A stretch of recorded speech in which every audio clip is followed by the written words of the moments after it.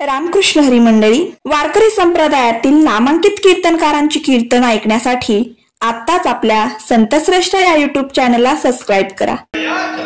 देवाची राजा चरणीची माती दृष्टांताकडे लक्ष द्या.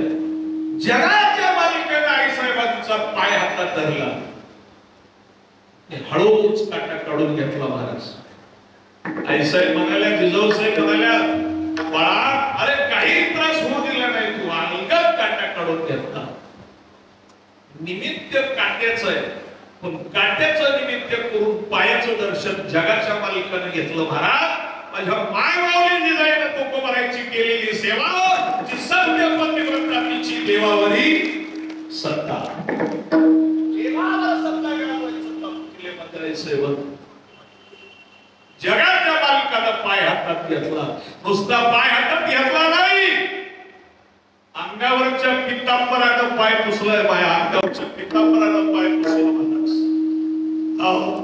पाय पुसून घेतला आई साहेबांचा. बाळा काही त्रास होऊ दिला नाही. आई तुम्हाला सांगू का म्हणाले, हो जो माझ्यासाठी प्रयत्न करतो किंवा माझ्यासाठी चार पावलं चालतो ना, त्याच्या वाटेतले काटे मी असेच काढत असतो.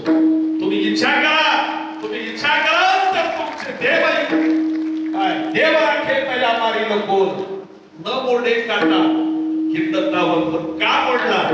निमित्त पायाला हात लावायचं होतं देवाला, जगाच्या मालकाला पायाला हात लावायचा होता म्हणून काटा मोडला. काटा काढून घेतला आणि वर गेल्या तुकोबारांना हात जोडले. महाराज दुपारचं 1 वाजत आले, जेवायला बसा, प्रसाद घ्या. आवली आलीच म्हणे, हो 2 ताटाला म्हणाले, 2 ताटाला. म्हणले 1 तुमच्यासाठी, 1 कोणासाठी? म्हणले 1 पांडुरंगासाठी. मला त्या काळ्याचं तोंड बघायचं नाही. ज्या काळ्याचं तोंड बघायचं नाही आई साहेब म्हणाल्या, त्याच काळ्याने काटा काढला होता. या शब्दातला दुसरा अर्थ आहे, भगवान म्हणतात मी बऱ्याच लोकांचे काटे काढले, अशाही पद्धतीने मला काटा काढता येतो. बरेचसे निमित्त आहे त्याच्यातले असू द्या. चला पुढे. जेवायला बसले, साक्षात भगवान पांडुरंग येऊन जेवायला बसले आणि तुकोबारांच्या सोबत जेवण केलं. महाराज आज त्याच भंडाऱ्या बाळावर 375वा भाविकांच्या उपस्थितीत सोहळा संपन्न होतोय. तो सोहळा समर्थांच्या कृपेनं आपल्या अयोध्येमध्ये आपलं सौभाग्य आहे. म्हणून ज्यांचं नाव घेतल्यावर मला फरक होतो. अभंगाच्या पहिले तुकाराम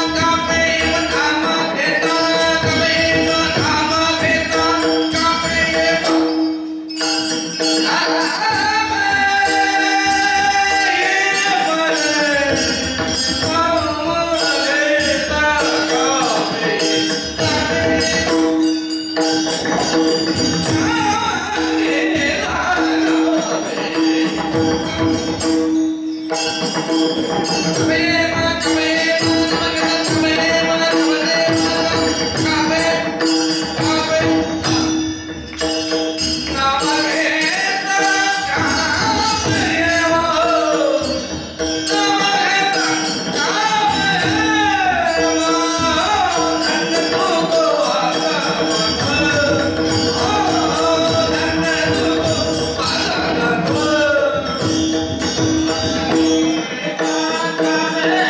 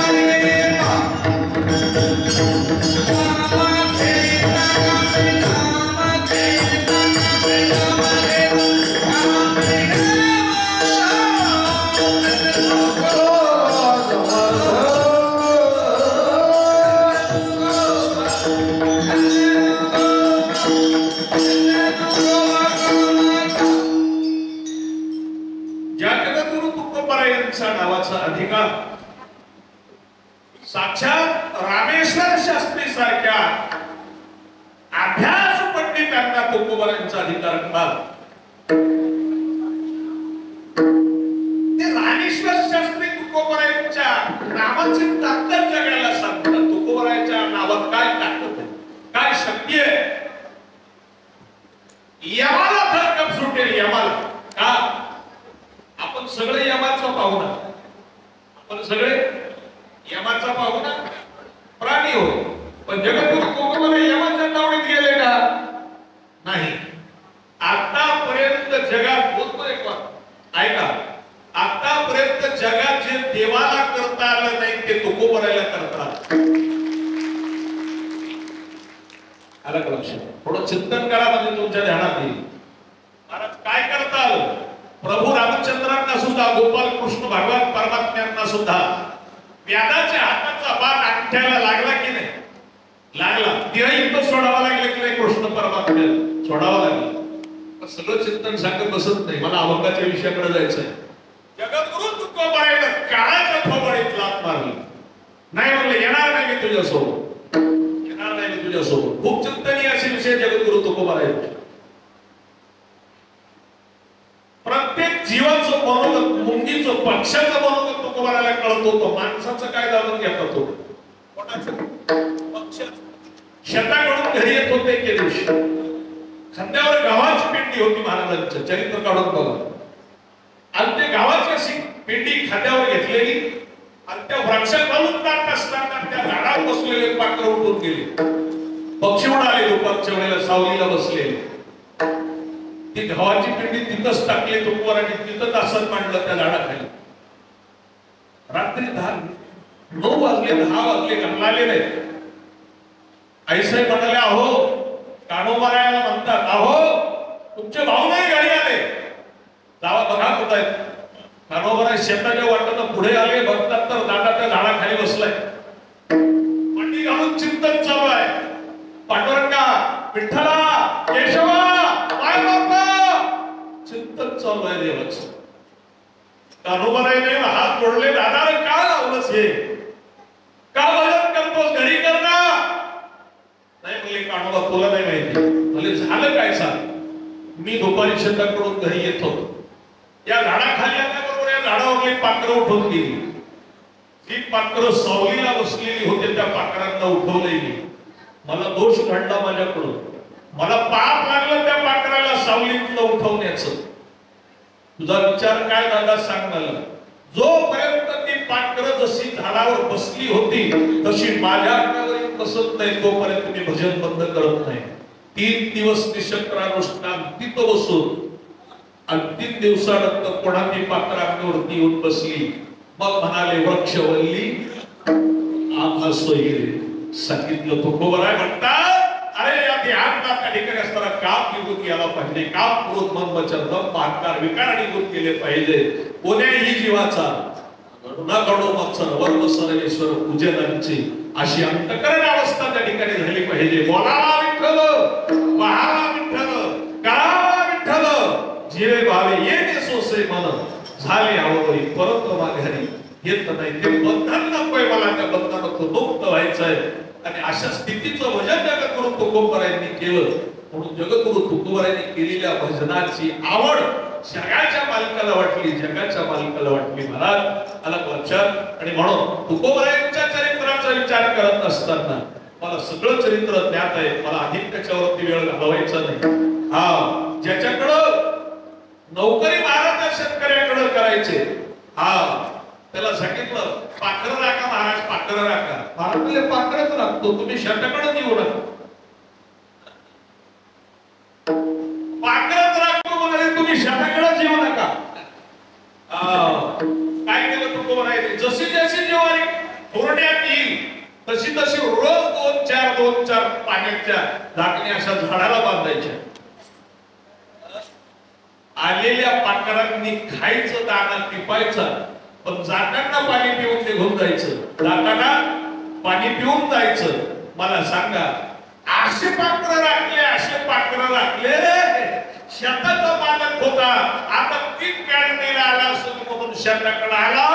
महाराजांचं आठवडा करतो का? आपले सगळे कड्यातले लोक कळे, आठवड्यावर बसून भजन चालू होतं महाराजांचं. तुकोबाराय काय केलं हे? तुला दाना काय? अहो या कणसाला एक तरी दाना आहे का? म्हणजे एक तरी दाना आहे का? आपलं बोलणं काय? पात्र नका. तुम्ही म्हणले का जेवारी नका म्हणून? आपलं बोलणं काय? पात्र राखा. तुम्ही पात्र राखले. तुम्ही म्हणले असते जेवारी राखा, तर जेवारी राखले. मी पाखर राखलेत म्हणे. सगळी ज्वारी बघितली तर पिशा एकही दाना त्या कणसाला नाही. खूप त्यांनी केस केली वगैरे वगैरे, गाव पंचायत भरली. गाव पंचायत भरल्याच्या नंतर म्हणले काय करायचं आता? म्हणले काय तो परतले काय दंड द्यायचं तो द्या. म्हणले दंड एकच. म्हणले महाराज आता ह्यांची विचारावं लागले, ह्यांची ज्वारी किती होणार होती. त्यांना विचारलं किती होणार होती ज्वारी तुमची? त्यांनी सांगितलं 20 खंड्या होणार. 20 खंड्या होणार म्हणे माझी ज्वारी. महाराज पिशा कापल्या, पिशा मळल्या आणि त्या पिशाची रास केली. ज्वारी उलटी जास्त झाली. ज्याने ज्वारीला एकही दाना नसताना पिशा मळाव्या, पुन्हा त्याच्यावर रास करावी. काय करता येत नाही मला सांगा जगाच्या मालकाला. लाल भक्ताची लाल राखणं हे त्याचं काम आहे. तुझं वाटते आता ते कधी आणत तुका म्हणे सत्ता लाल माझी. उलट ज्वारी जास्त झाली. म्हणले ते जास्त झालेली ज्वारी राखण करणाऱ्या तुकाराम महाराजाला द्या. तुकाराम महाराजाला म्हणले तुम्ही घेऊन जा महाराज घरला. महाराज म्हणले मी घरला येणार नाही, वाटून टाका सगळी लोक. सगळी ज्वारी वाटून टाकली. मला एकच सांगायचंय, अशा पद्धतीने जगद्गुरु तुकोबारायांचा प्रपंच चालत असताना अनेक विपत्ती संसारामध्ये महाराजांच्या आल्या, पण महाराजांना धैर्य सोडलं नाही आणि महाराजांनी भजन सोडलं नाही. आता लक्षात मला सांगा, बालपणाची 12 वर्ष जर खेळण्यात निघून गेली असतील तर तुकोबारायांचं आयुष्यच किती? 41 वर्षाचं. 41 वर्षाचं आयुष्य. मला सांगा, कधी प्रपंच केला, कधी संसार केला, कधी संसाराचा गाडा हाकला. पण जगामध्ये चंद्र आणि सूर्य आहे तोपर्यंत कीर्ती अमर केली जगद्गुरु तुकोबारायांनी. कीर्ती अमर केली. म्हणून त्या तुकोबारायाला काय म्हणावं आपण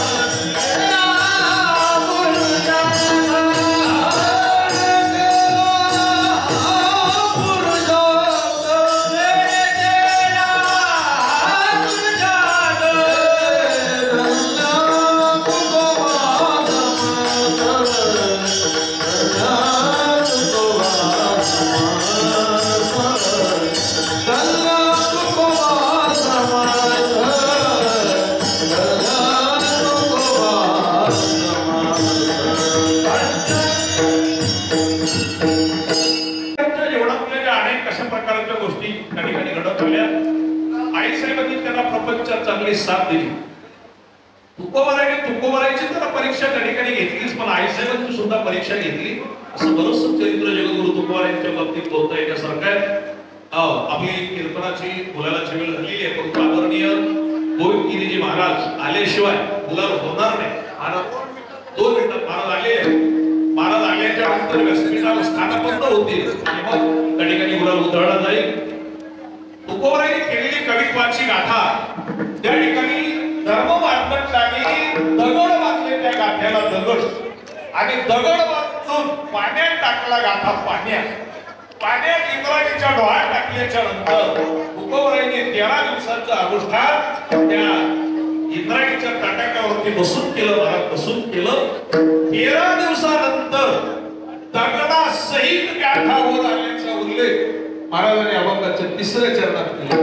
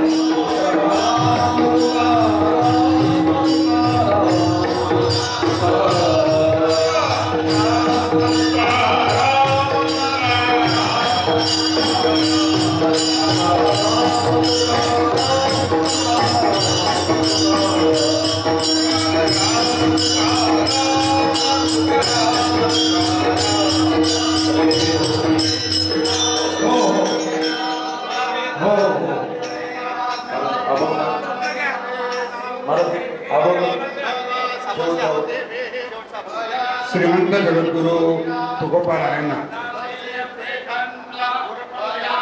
वारकरी संप्रदायाचं वैभव तुका झालासे कळस. हो एक मिनिट हो तुका झालासे कळस. एक मिनिट तुका झालासे कळस. श्रीमंत जगद्गुरु तुकोबारायाला वैकुंठागमन होऊन 375 वर्ष या वर्षी परिपूर्ण झालं. त्या निमित्ताने महाराष्ट्रात कोणी 5000 लोक अभंग गाथा पारायणाला बसवले.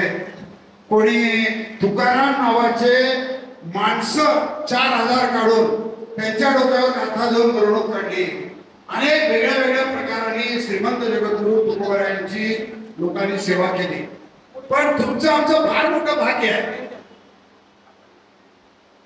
गेल्या वर्षी मी आणि परमादरणीय गुरुबाबा महाराज ज्यावेळेस भारत सरकारनं राम म्हटल्याबरोबर लोक मोक्षाला जातात, पण इथं राम म्हटल्याबरोबर काठी पडायची, त्या काठीतून मुक्त करणारे परमादरणीय गोविंदगिरी महाराज आज तिथे आवर्जून उपस्थित झालेले. हे तुम्हाला आम्हाला फार मोठं वैभवाने सांगावंच वाटतं. आणि या 375व्या वैकुंठ गमनाच्या निमित्ताने आज तुम्ही आम्ही मोक्षपुरी अयोध्या धाम आज इथं जगद्गुरूंवर गुलाल टाकायला आलेलो आहोत असं म्हणतात आपल्याकडे.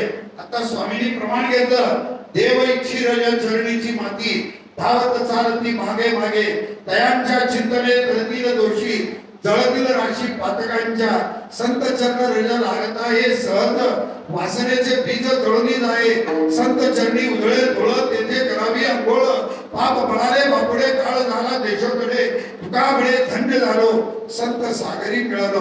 या परमादरणीय प्रतस्मरणीय गोविंदगिरी महाराज म्हणजे हे नुसतं महाराष्ट्राचं वैभव नाही आहे, तर भारताचं वैभव आहे असं म्हणतो.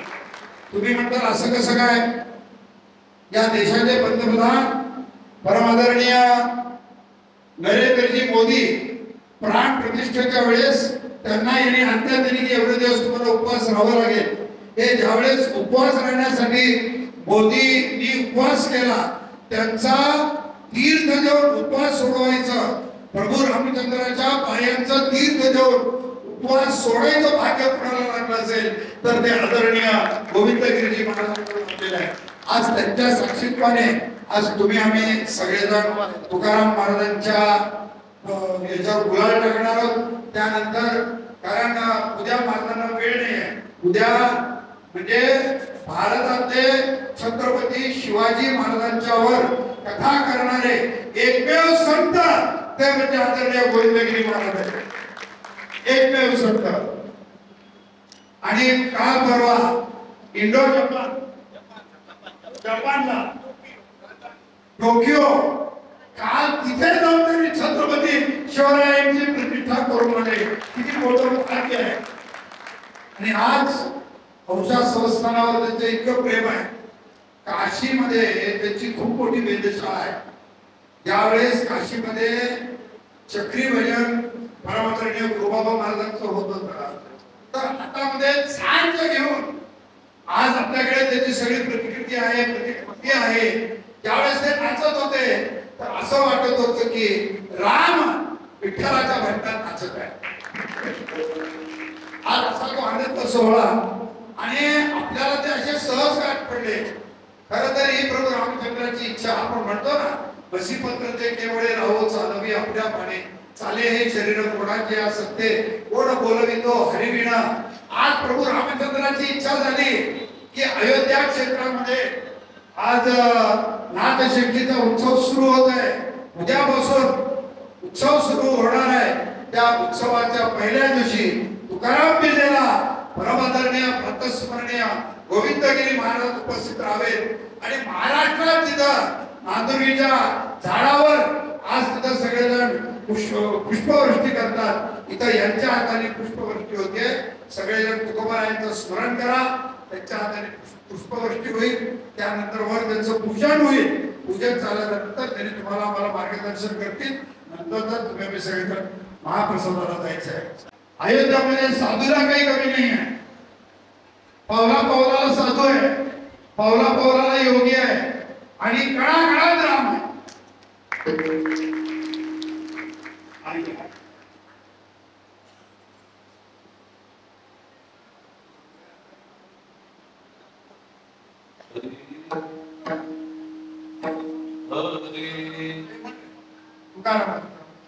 आम्ही जातो तुम्ही कृपा असो द्यावी, आम्ही जातो तुम्ही कृपा असो द्यावी. सकळा सांगावे